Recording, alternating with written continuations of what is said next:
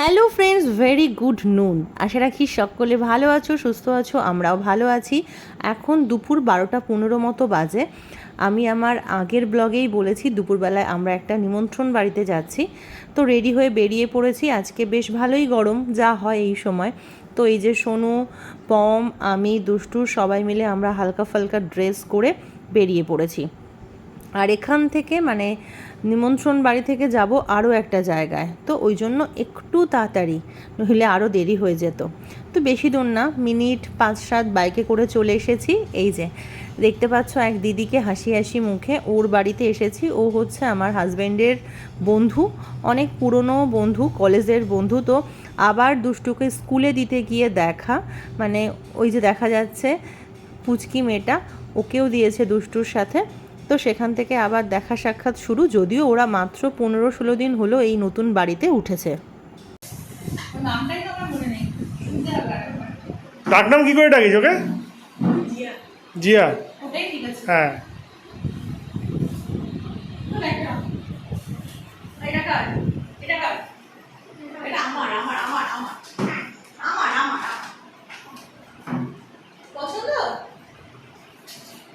সারাদিনের কিছু টুকিটাকি এদিক ওদিককার দৃশ্য তুলে ধরছি। দুষ্টু তো এসেই যা শুরু করেছে কি বলবো।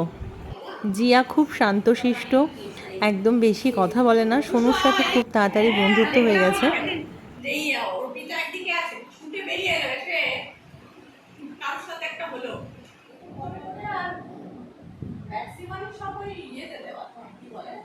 কন্ট্যাক্টে তাও হ্যাঁ।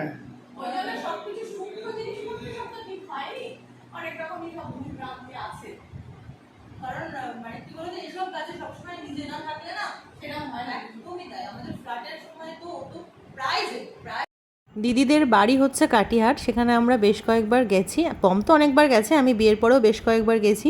তো সেটাই জিজ্ঞাসা করছিলাম, সেখান থেকে এইখানে বাড়ি করাটা তো অনেক ডিফিকাল্ট।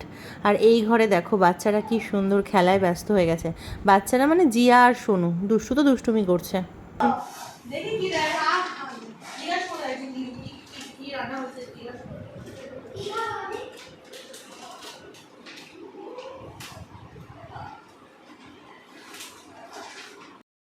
সোনু একটা লোটাস এঁকেছে, সেটা দেখা দেখি জিয়াও এঁকেছে, বেশ ভালোই হয়েছে। তো এখানে আমরা 12:30টার মধ্যে চলে এসেছি।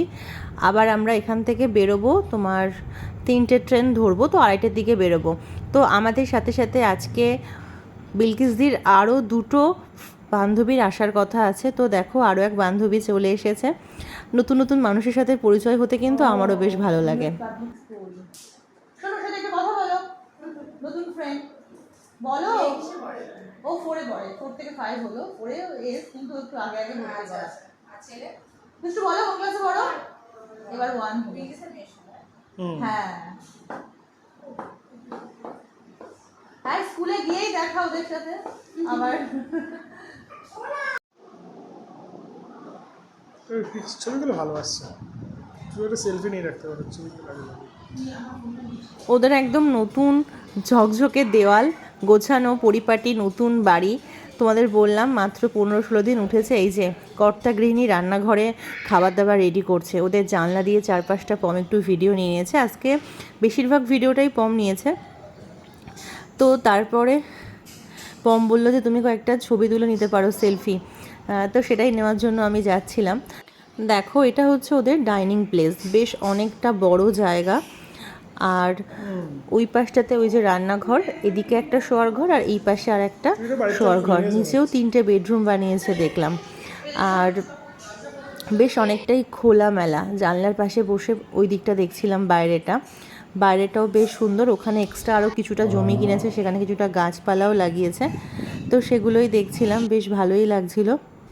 ঘর বাড়ি নতুন থাকলে একদম কিন্তু বেশ ভালো লাগে, তাই না? আমার তো বেশ লাগে। কিন্তু আমার ওপরটাও মানে আমার দুষ্টু যা করেছে, নতুন বাড়ি কেউ বলবে না। আর ওদের হচ্ছে ওপর নিচ সবটাই দেখলাম সুন্দর করে পাথর বসিয়েছে।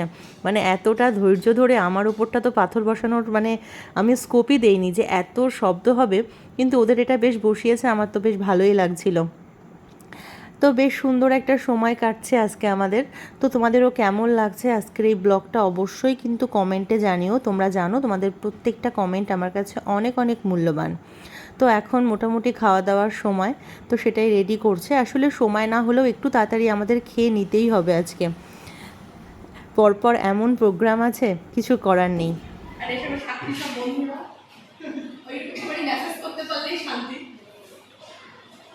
তো চলো খাওয়া দাওয়া রেডি। বিলকিসদির হাতে প্লেট দেখে বুঝতেই পারছো যে আজকের মেনুতে কি আছে। বিরিয়ানি আছে, আর চিকেন কষা আছে, সেই সাথে চাটনি, পাঁপড়, মিষ্টি, কোল্ড ড্রিঙ্কস, দই, প্রচুর কিছু আছে। তো খিদে পেয়েছে? বিরিয়ানির গন্ধে সোনু খেতে বসছে। তো পম জিজ্ঞাসা করছে তোর কি খিদে পেয়ে গেছে। আসলে বাচ্চারা কিন্তু বিরিয়ানিটা ভালোই বাসে। আর আসার সাথে সাথে লস্যি দিয়েছিল। তো দুষ্টু তো নিজের লস্যিটাও খেলো, আমারটাও খেয়েছে। ওই জন্য ওর আর একদম খিদে নেই, দুপুরবেলা একদম খায়নি। তো আমাদের সাথে সাথে জিয়াকেও বললাম দিয়ে দিতে। তো সবার দেখা দেখি বাচ্চারা একটু খায়। আর হ্যাঁ, স্যালাড ছিল, সেটা বলতে ভুলে গেছি। ভালো হয়েছে। তারপর ধীরে সুস্থে জমিয়ে বসে অনেকক্ষণ খাওয়া দাওয়া হলো, গল্প হলো। তারপরে চলো জিয়ার সাথে একটু গল্প করছি আর ওর কাছ থেকে একটু কবিতা শুনছি।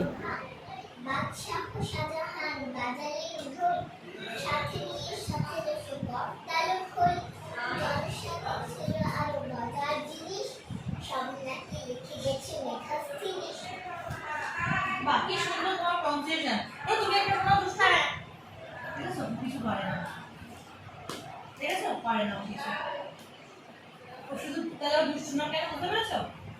কিছু পারে না, শুধু দুষ্টুমিই করে। তুই তাই দুষ্টুমিই করবি, সারাদিন দুষ্টুমি, সারাদিন দুষ্টুমি। তুই অন্তত 4 লাইন শোনো। তোর তাল গাছ কোথায় গেল বল? জিয়ার মনে প্রশ্ন ছিল যে দুষ্টু কেন নাম। তো এখানে জিয়া একটা ছোট্ট কবিতা শোনালো, দুষ্টুকে শোনাতে বলছি, কিছুতেই শোনাবে না। তো সেটাই আমি বলছি যে কেন, দেখেছো তো ওর নাম দুষ্টু। এরকম করলে হবে না।